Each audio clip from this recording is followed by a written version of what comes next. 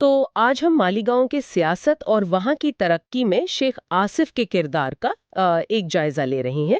ہمارے پاس جو معلومات ہیں وہ ان کے کام کے مختلف پہلوؤں کو دکھاتی ہیں، مطلب شہری منصوبے بھی ہیں، سیاسی حکمت عملی بھی۔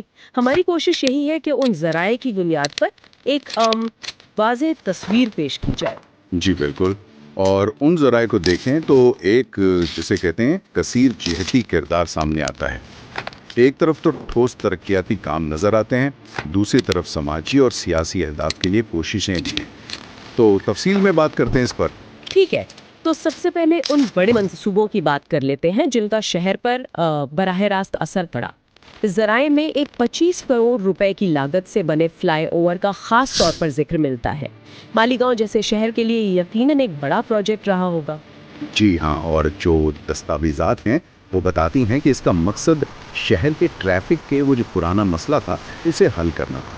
اس طرح کے منصوبے آپ دیکھیں نہ صرف روزمرہ زندگی آسان کرتے ہیں بلکہ شہر کی معاشی سرگرمیوں پر بھی اچھا اثر ڈالتے ہیں۔ ذرائع اس منصوبے کی تکمیل کو ایک اہم کامیابی کے طور پر دکھاتے ہیں۔ ٹریفک میں کمی آئی، اور پھر اردو گھر کا قیام، یہ صرف ایک عمارت نہیں لگتی۔ جو تفصیلات ہیں ہمارے پاس ان کے مطابق تو یہ ثقافتی اور تعلیمی سرگرمیوں کا ایک مرکز بنا۔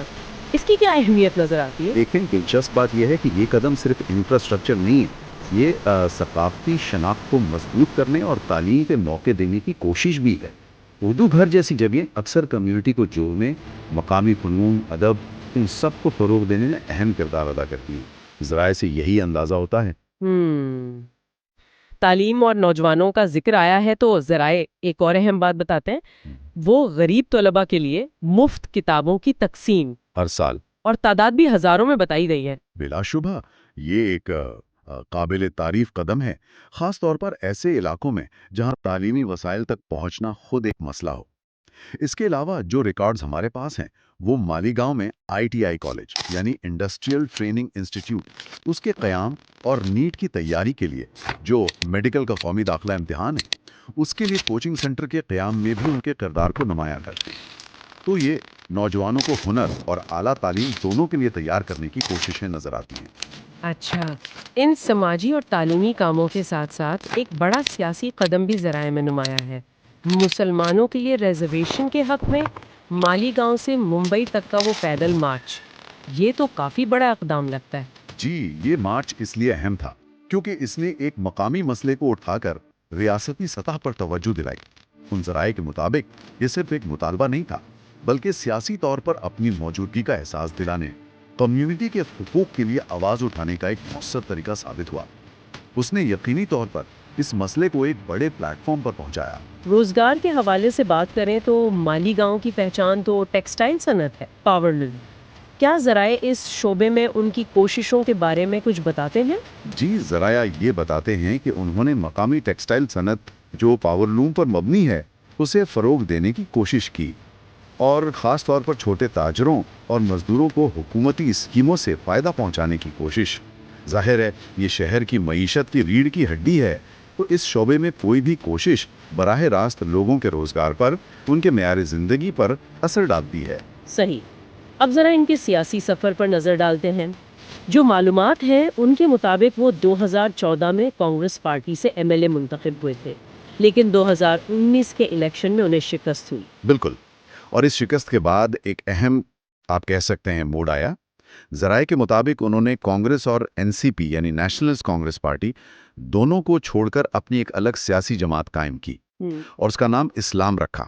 دلچسپ بات یہ ہے کہ اس نام کے حروف تہجی کو ایک منشور کے طور پر بھی پیش کیا گیا: انصاف، تعلیم، روزگار، امن اور مساوات۔ تو یہ ایک واضح نظریاتی سمت اختیار کرنے کی کوشش لگتی ہے اپنی الگ پارٹی کے ذریعے۔ اگر ہم ان تمام پہلوؤں کو ایک ساتھ دیکھیں، ترقیاتی کام، تعلیمی مدد، سماجی حقوق کی بات اور پھر یہ اپنی پارٹی کا قیام، تو ذرائع کیا تصویر پیش کرتے ہیں؟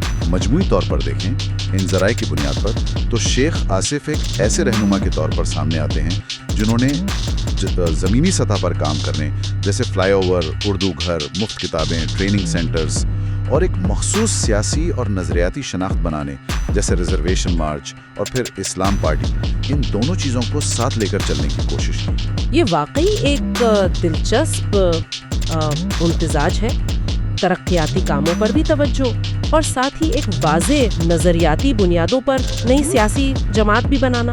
جی، اور یہیں سے ایک اور طلب نقطہ بھی نکلتا ہے کہ یہ جو مقامی ترقیاتی کام ہے اور ایک نظریاتی، شاید کمیونٹی پر مبنی سیاسی پلیٹ فارم کی تشکیل ہے، یہ دونوں حکمت عملیہ مل کر کسی رہنما کے طویل مدتی اثر و رسوخ کو، عوام میں ان کی جگہ کو کس طرح متاثر کرتی ہیں؟ کیا یہ ایک دوسرے کو مضبوط کرتی ہیں یا ان میں کوئی تضاد پیدا ہوتا ہے؟ یہ ایک ایسا سوال ہے جس پر مزید سوچا جا سکتا ہے۔